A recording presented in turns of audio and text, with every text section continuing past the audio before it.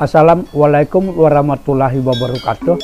Sampurasun Kang Deddy Mulyadi yang saya sangat hormati, dan Om Swastiastu Bapak Wayan Koster yang juga saya sangat hormati.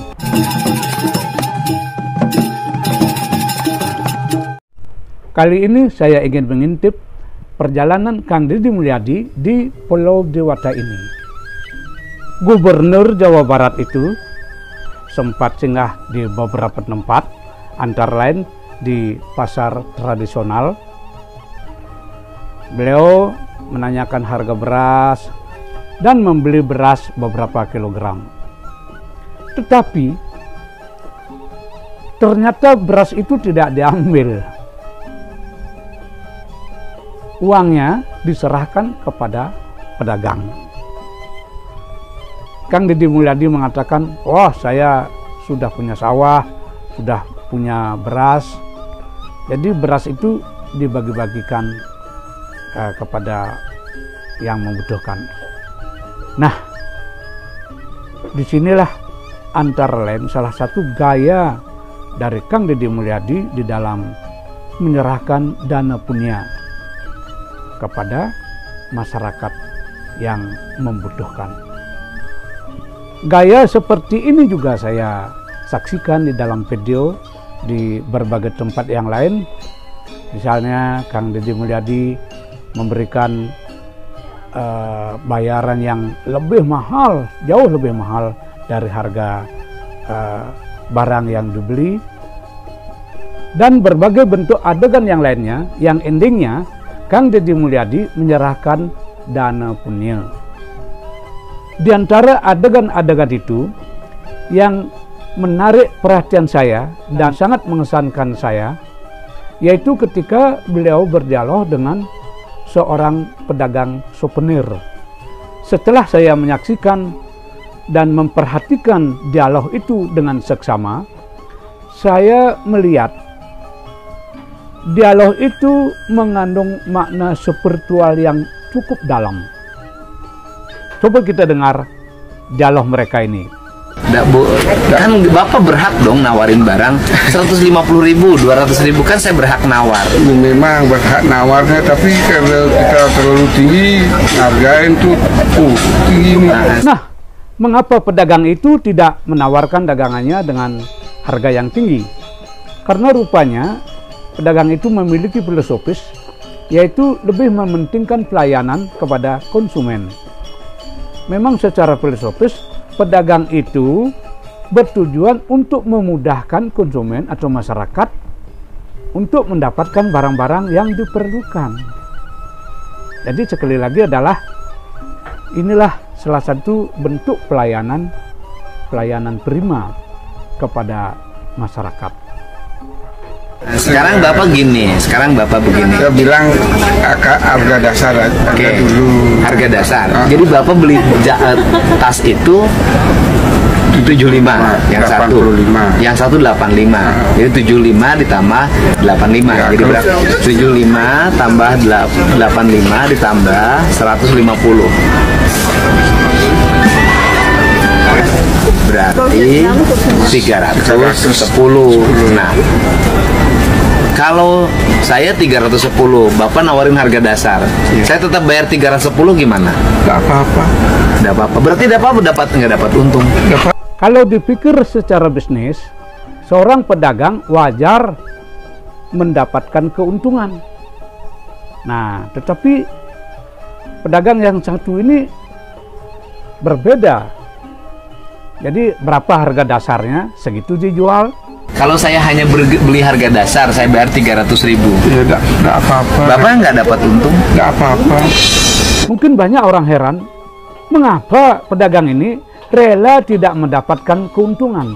Oh, jadi kalau saya bayar 300.000 kan Bapak tidak dapat untung sama sekali. Yang tadi itu sama bolehnya itu kan dapat 150. Oke, saya misalnya bayar ke Bapak 300.000. Berarti kan Bapak tidak dapat untung sama sekali. Enggak apa-apa. Kenapa enggak apa-apa? Bapak jualan nggak dapat untung? Udah yang tadi itu yang tamunya beli itu Oh, karena sebelumnya bule beli Ya, 150.000. tidak dapat Bapak untung. sudah dapat untung berapa? 100.000. 100.000. Dari bule itu dapat 100.000. Iya. Dari saya Bapak nggak dapat untung. Nggak apa-apa. Toh sudah dapat dari bule 100.000. Iya. Oh, ternyata begitu alasannya. Jadi setelah mendapat untung dari bule 100.000, kemudian pedagang itu rela tidak mendapatkan keuntungan apa-apa dari konsumen lokal. Jadi di sini tempat ada subsidi cross. Ya, menarik memang. Mari kita lanjutkan dialog berikutnya. Tapi ini kan seharian di Bali loh Pak. Kemarin Bapak nggak laku jualannya sama Ya, yang sekali. besok lagi ada mungkin ada rezeki. Oh, siapa tahu besok ada rezeki. Bapak berserah sama siapa sih hidup ini? Ya, yang di atas bagaimana? Siapa itu yang di atas? Tuhan yang Maha Esa. Tuhan yang. Nah, jadi kita dengar bersama. Pedagang tadi berserah kepada Tuhan yang Maha Esa. Jika pedagang itu melakukan pelayanan prima terhadap konsumen, ini selaras atau merupakan implementasi dari sloka Manawa Sewa is Madawa Sewa, yang artinya melayani manusia atau masyarakat pada hakikatnya melayani Tuhan itu sendiri.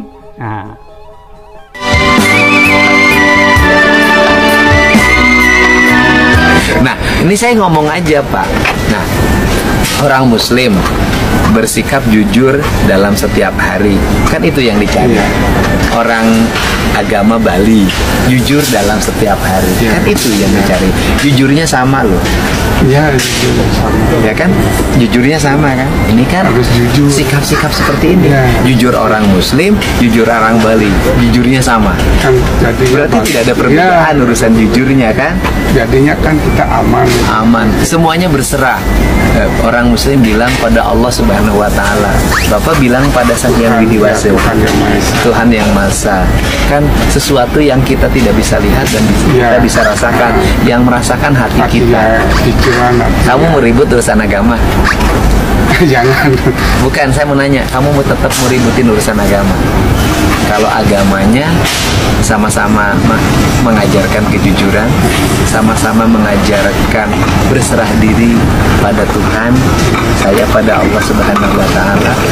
Orang Sunda bilangnya pada Gusti Suci, Bapak bilang pada Tuhan yang Widiwasa, ya kan saya. Terus sama-sama berserah diri.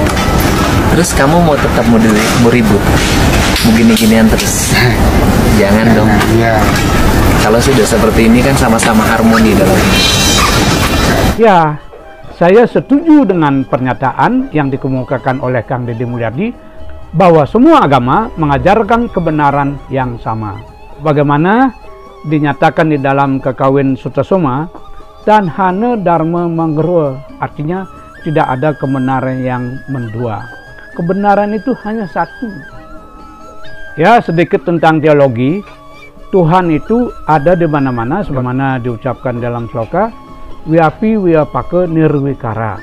Tetapi bagi penganut paham Dwaita, yaitu penyembah dan yang disembah itu terpisah, ya maka ada istilah Tuhan berada di atas atau di sebuah tempat yang khusus dan lain sebagainya. Nah, itu sah-sah saja. Tetapi Kang Deddy Mulyadi menjelaskan keberadaan Tuhan itu seperti ini. Nah, intinya dari agama itu adalah berserah diri pada yang di atas. Di mana pada? Tidak kelihatan. Nggak kelihatan. Ya, Tuhan yang Di Maha Esa. atas itu bukan di situ. Ya, di atas itu di atas diri kita. Ya. Di atas rasa yang kita miliki. Di atas cinta yang Dimana kita kita miliki. rasanya di sana. Nah, sehingga Tuhan itu disebutnya maha cinta, maha damai, maha halus, maha indah. Karena dia berada pada keindahan yang ada dalam pikiran kita. Dia di atas pikiran kita. Dia menguasai pikiran kita. Aduh, keren banget. Ya, jadi Tuhan itu ada di mana-mana, di atas, di samping kiri, di samping kanan, di bawah, di dalam maupun di luar ciptaannya. Karena itu, dalam paham Hindu, Tuhan itu disebut imanen dan transidental. Nah, sekarang tergantung dari kesadaran atau pencerahan kita masing-masing lah untuk memahami semua itu. Kang Deddy Mulyadi kembali ke persoalan jual beli. Jadi 300.000 diterima. Terima. Aduh, yang benar. Benar Pak. 300.000 terima. Loh, uangnya memang pas 300.000. Ya. Jadi Bapak enggak dapat untung dong sekarang? Pedagang itu tanpa puas sekali menerima uang 300.000. Apakah Kang Deddy Mulyadi meninggalkan pedagang itu begitu saja? Tunggu dulu. Kang Deddy Mulyadi bukanlah orang spiritual kalau beliau meninggalkan begitu saja tanpa sempat berdana punya dan membiarkan pedagang itu tidak mendapatkan keuntungan dari hasil jerih payahnya. Jadi Bapak nggak dapat untung? Tidak apa-apa. Nggak apa-apa. Ya, besok lagi ada. Besok lagi ada. Tidak merasa rugi? Ya, itu kan tidak merasa rugi, udah Nggak nyaman merasa gitu rugi. ya. Udah nyaman. Udah nyaman gitu. Udah nyaman. Ya. Istri di rumah nungguin dong? Ya, Udah jam 10 malam loh Pak. ini biasa dia. Nunggu Nah, dia. kalau datang makan, kita diambilin makan. Kalau sama Datang, ya. makan, diambilin makan bersama. Kamu mau Kalau ngomong anak-anak apa baru lagi? sudah tidur semua. Anaknya berapa yang di rumah? 2 2. yang Nih, puncak agama itu rasa loh. Ini orang kalau sudah rasanya seperti ini, dia sampai pada puncaknya beragama, pada cinta. Ketika rasa dan cinta sudah menjadi puncak hidup, yang ada adalah damai, bahagia. Jadi apa nggak rugi? Nggak apa-apa. enggak. Sekarang Bapak mau ke rumah. Iya.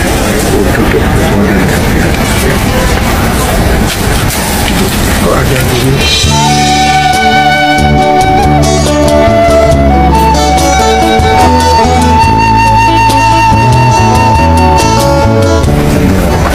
Saya ngasih untung buat Bapak hari ini. Kasih ya Bapak ya, makasih. Kan tadi Bapak ikhlas dikasih 300.000 tanpa lebih. Iya. Saya ngasih untung buat Bapak hari ini. Yuk, lebih makasih banyak. banyak ya, Bro. Makasih. Ya. Nah, sekarang saya menuju Bapak Wayan Koster, Gubernur Bali yang saya sangat hormati. Pak Wayan, ini ada komen dari netizen. Tolong Pak Wayan ikuti kebijakan Kang Deddy, jangan malu untuk meniru kebijakan Kang Deddy yang baik demi rakyat Bali. Salah satunya tentang pajak kendaraan bermotor. Benar Bapak Wayan, saya yakin Bapak memiliki rasa kasih terhadap semua orang. Dan tiap-tiap gaya seseorang pasti berbeda. Jadi tidak harus meniru Kang Deddy Mulyadi 100%. Pak Wayan pasti memiliki gaya tersendiri.